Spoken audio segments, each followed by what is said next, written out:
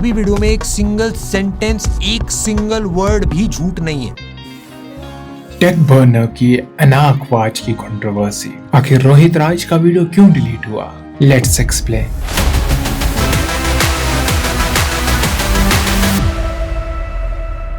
श्लोक एंड नील ये आपसे साफ झूठ बोल रहे हैं एंड कोई शर्म नहीं है इनको।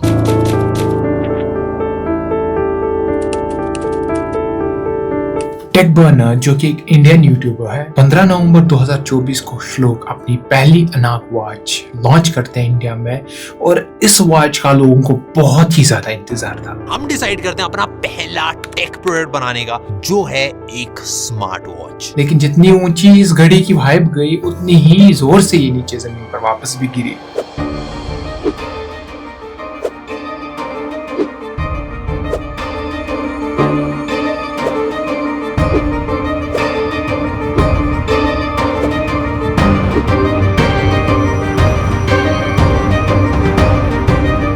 Primarily because of three main reasons.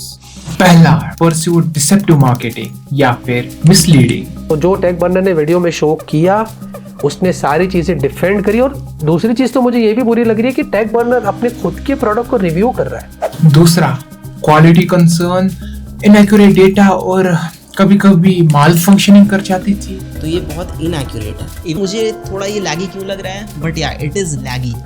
और तीसरा और आखिरी, Rohit Raj. I am sure scratch से बिल्ड किया, ये वाला डायलॉग आपने बार बार वीडियो में सुना होगा। इन्होंने एक साल में ही बना लिया, प्लस इन्होंने स्क्रैच से बिल्ड करा है। ऑनलाइन आप देखोगे कि हर कोई टेकबर्नर के खिलाफ वीडियो बना रहा है और इस वाली लाइन का खूब इस्तेमाल कर रहा है। ये स्क्रैच वाली बात हुई, हमारी टीम ने मेहनत करी, ये करी, क्योंकि ऐप के सोर्स कोड में ये पता चल रहा है कि वो हुआवे और टेंसेंट यानी कि चाइनीज सोर्सेस है। जबकि श्लोक ने खुद आकर क्लियर किया था कि ये सिर्फ उसने यूआई और डिजाइन के लिए बोला था। हमने आपको अपनी वीडियो के अंदर एक चीज बहुत क्लियरली बताई थी कि जो ऐप का यूआई है एंड जो वॉच फेसेस है वो हमने खुद बनाया। स्क्रैच से बिल्ड करने वाली बात और किसी के लिए नहीं थी, उसके अपने डिजाइन और यूआई के लिए थी। यूआई और वॉच फेसेस हमने सारी मेहनत करके खुद अपने हाथों से बनाया। लेकिन रुको, ऐसा भी नहीं है कि टेकबर्नर ने कुछ गलती नहीं किया। इनफैक्ट वो तो खुद आकर अपनी गलती एक्सेप्ट किए।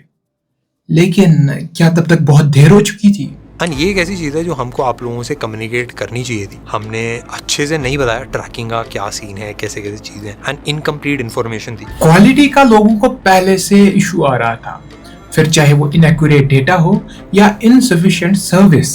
आज में इसकी रेटिंग बहुत ही बेकार है। तो लोगों का ऑर्डर तो 20-25 दिनों तक पड़ा रहा और डिलीवर ही नहीं हुआ, और जिनका हुआ उनकी घड़ी कभी चलती कभी सो जाती थी। वो क्या है कि थक जाती होगी ना, अब नई नवेली दुल्हन है, आते ही काम कराओगे तो कैसे चलेगा, क्यों है ना?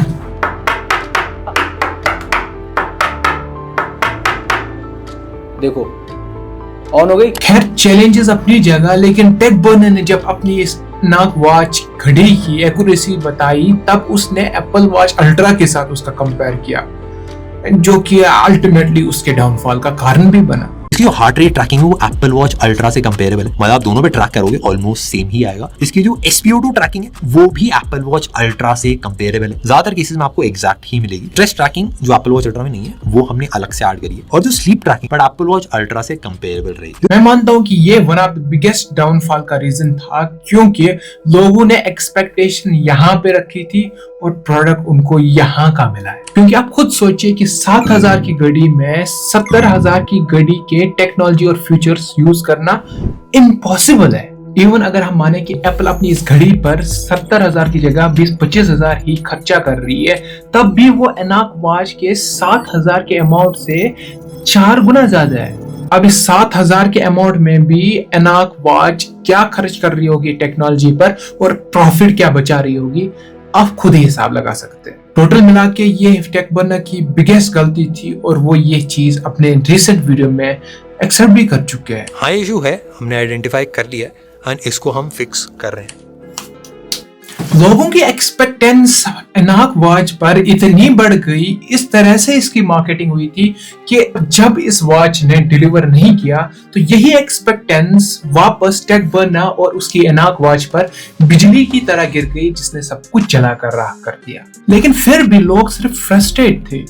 ऐसा नहीं था कि लोग टेक बर्नर से नफरत करने लगे, और ऐसा भी नहीं था कि उन पर लोगों का विश्वास टूट गया था। लेकिन तभी एंट्री होती है रोहित राज की। रोहित राज ने अपनी चैनल पर एक वीडियो अपलोड किया जो देखते ही देखते वायरल हो गया। एक यूट्यूबर है Rohit Raj. I don't know कि मुझे थोड़ा ये लैगी क्यों लग रहा है। बाकी सब कुछ सेम टाइप का है जो बजट स्मार्ट वॉचेस में होता है। आई डोंट अंडरस्टैंड कि आप इतने साल से प्रोडक्ट्स रिव्यू कर रहे हैं, आप इसमें टॉप पे हैं एंड आपने अपनी खुद की प्रोडक्ट में ऐसी सिली से मिस्टेक करी।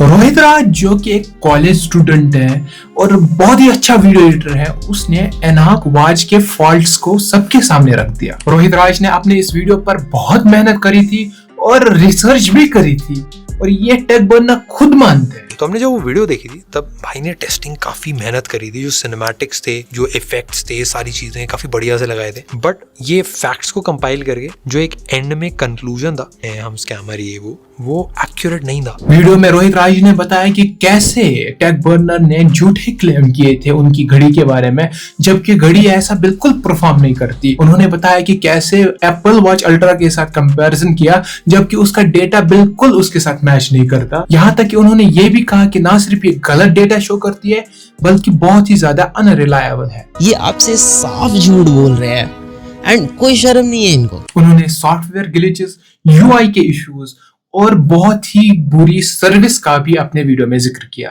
सिर्फ यूआई को स्मूथ बनाने से ही सब कुछ नहीं हो जाता, रादर कि आप क्या प्लेस कर रहे हैं, कहाँ पे प्लेस कर रहे हैं और वो कितना फ्रीक्वेंटली यूज होगा। User interface is very basic. लेकिन जहां वीडियो 80% फैक्ट बेस्ड लग रही थी, वहीं पे 20% ऐसा लग रहा था कि वो डायरेक्ट अटैक कर रहे हैं टेक बर्नर या श्लोक पर। उन्होंने टेक बर्नर पर इल्जाम लगाया कि वो इंडियंस की फीलिंग्स के साथ खेल रहे हैं। टेक बर्नर घड़ी नहीं बेच रहे, इमोशंस बेच रहे हैं। हुआवे, अमेज़फिट, शाओमी ये भी लाइक आ जाते हैं इस प्राइस पे। बट एक चीज है कि ये ब्रांड्स आपको इमोशन और देशभक्ति नहीं बेचते जो ये बेच रहे हैं। रोहित राज का क्लेम था कि ये एनाक वॉच पूरी तरह से चाइनीज मेड है और टेक बर्नर सिर्फ इंडियंस की फीलिंग्स को मिलाकर इसको अपनी घड़ी बना रहे हैं। ये एक 100% वाइट लेबल चाइनीज प्रोडक्ट है। और यही कहना उनको भारी पड़ गया।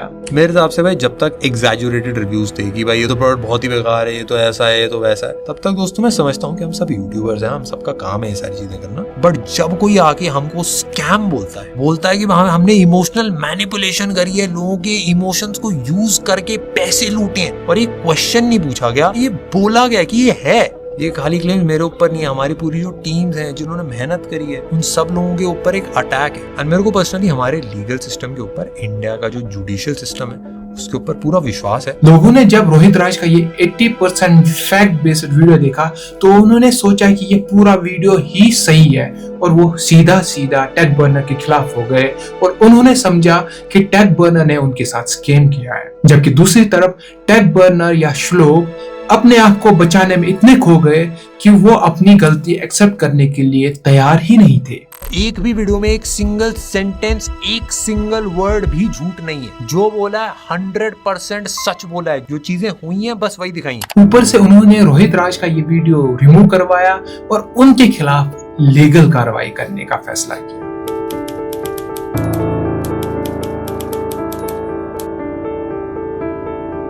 रोहित राज का वीडियो डिलीट होते ही लोगों का सैलाब टेक बर्नर पर बरस पड़ा। ऑलमोस्ट 90% ऑडियंस और टेक क्रिएटर्स टेक बर्नर के खिलाफ हो गए। स्क्रैच से बिल्ड हुआ है, एप्पल वॉच अल्ट्रा से कंपेयर हो रही है, और किसी पॉडकास्ट में आई थिंक 4 करोड़ का बिजनेस हुआ है 48 आवर्स में। तो 4 करोड़ को हम अगर 7,000 से डिवाइड करते हैं तो लाइक 5,000 के अराउंड आता है, और ऐप की जो लेयर्स की ऐप है उसकी डाउनलोड्स 1000 के अराउंड है। तो ये सब चीज़ें ना मिसमैच हो जाती है। तो अगर मैं तेरी जगह होता तो मैं 100% आके सारी रिस्पॉन्सिबिलिटी लेता टेक्निकल चीज़ों की। अब जो किसी की तरफ नहीं थे वो भी टेक बर्नर के खिलाफ वीडियो बनाने लगे, क्योंकि व्यूज आने लगे थे, पैसे छापने थे।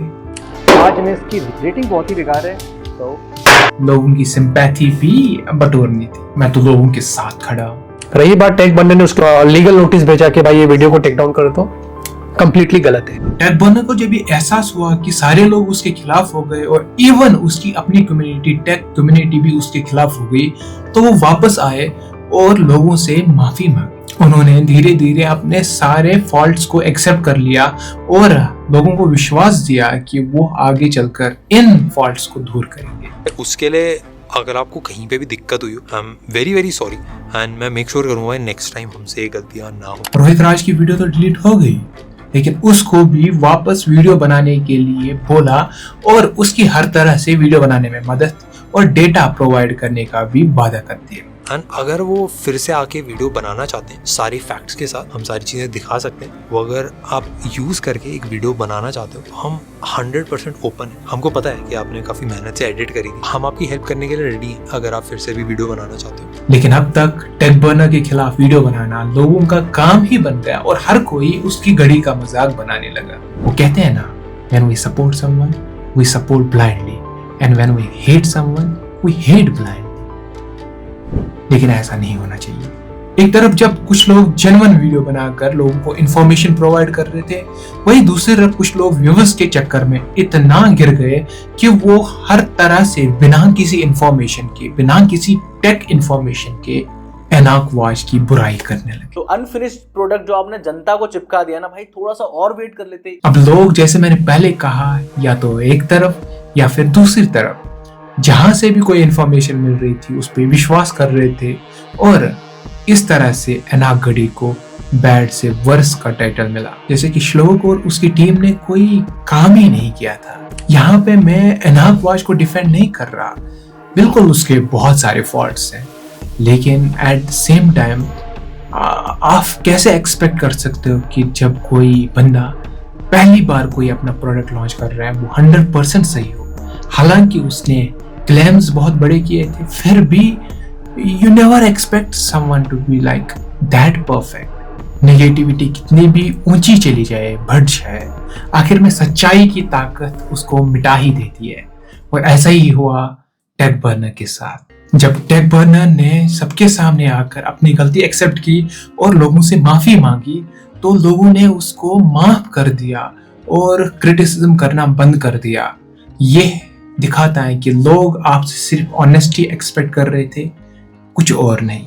अब यहाँ पे जो लोग टेक बर्नर की एनाक वॉच को 100% चाइनीज और फ्रॉड बता रहे थे, वो एकदम बेसलेस थे। और ये बात कहीं ना कहीं हमें सोचने पे मजबूर कर देती है कि हमारे अंदर कितनी पेशेंस की कमी है और साथ में बिना इंफॉर्मेशन किसी को ब्लेम करना कितना गलत हो सकता है। साथ में रोहित राज की एक इम्पोर्टेंट लाइन मुझे याद आती है कि इंडियन कंपनीज को आदत हो चुकी है इंडियंस की फीलिंग्स के ऊपर अपना प्रोडक्ट बेचना, rather than working on their tech। अब रोहित राज क्योंकि नया क्रिएटर था, तो शायद उसको इतना एहसास नहीं था कि उसके वीडियो में जो 20% उसने कुछ डायरेक्ट ब्लेम किए थे टेक बर्नर पे विदाउट एनी प्रूफ्स, वो टेक बर्नर के लिए कितना डिजास्टरस साबित हो सकता है। और शायद यही वजह बनी कि रोहित राज का वीडियो डाउन हुआ। लेकिन साथ में जो उसने 80% फैक्चुअल बातें की, वो भी हमें नहीं भूलनी चाहिए और याद रखना चाहिए कि किसी पे भी अंधा विश्वास नहीं करना चाहिए। सब्सक्राइब।